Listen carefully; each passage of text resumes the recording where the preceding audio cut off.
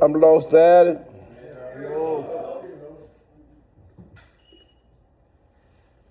The literature said most of us do not have to think twice about this question. We know our whole life and think it was sending in drugs in one form or another. The getting and finding means and ways to get more. I live to use and use to live. You couldn't describe me no better than that thing. You know? Case closed right there. They talk about me. And see, that's what snatched me up in here. You know, coming here, listening at the readings before the meeting started, you know, getting the meeting started. And I'm talking about really listening to the readings. You know, I wasn't like I am not sitting back here subgrouping while they're doing the readings and shit. Because when I came here, I was in desperation, you know, and I was listening to anything y'all had to say because I didn't want to die from the horrors of addiction. And I was going through withdrawals of my drug of choice, heroin. So I was paying attention. And that's what them readings told me, you know. Matter of fact, after coming here and listening to the readings, I had to ask y'all shit. You know, because the readings told me everything I need to do. Told me why I'm here, told me where I'm at, what kind of program this is, and what it was going to take for me to stay clean. Because it told me, if you want what we have to offer, right there, bam, I want that. What you talk about, literature? And you're willing to make an effort to get it, then you're ready to take certain steps. And they said these are the principles that made our recovery possible. So now I'm trying to find out what y'all talk about because, bruh, I want what y'all had to offer. You know, I want to stay clean. I just didn't know how. You know, because I was one of the people like I hear y'all talking about all the time. I sit on the toilet and prayed. And oh man, asked the big fella, look, either get me off this shit or kill me.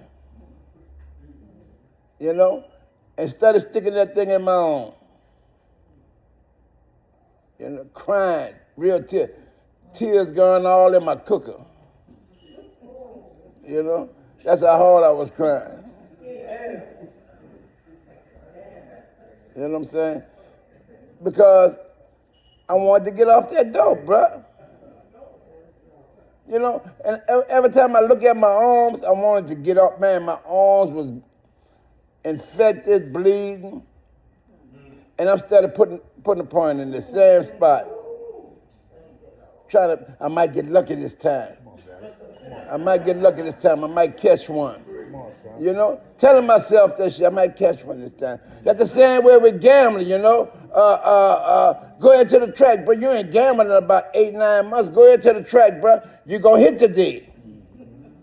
That's what they used to tell me with the dope. You gonna hit it. Go stick it in there. You gonna hit it. That's the one right there.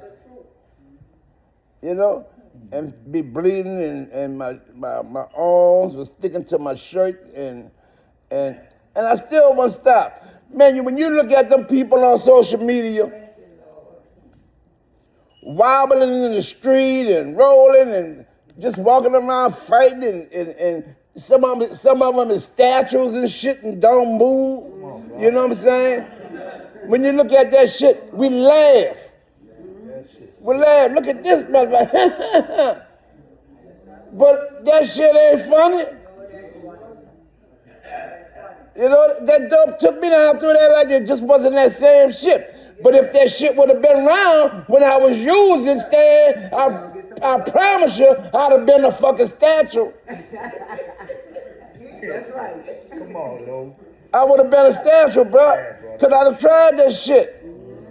That's the kind of dope fiend I was. Well, I'm so grateful, bro, that the big fella put Narcotics Anonymous here for us. to have somewhere to go, to help each other stay clean. We like the fucking children in the cone. Y'all ever saw that movie? We like the fucking children in the cone. The children of the dame. One way back farther than that, Patty. Children of the dame, you know what I'm saying? But see, we didn't fuck with nobody until they fuck with us. And the only person I'm fucking with is me. You know, the dope, I'm looking at the dope destroying my life, and I couldn't do nothing about it. Thank y'all for letting me share.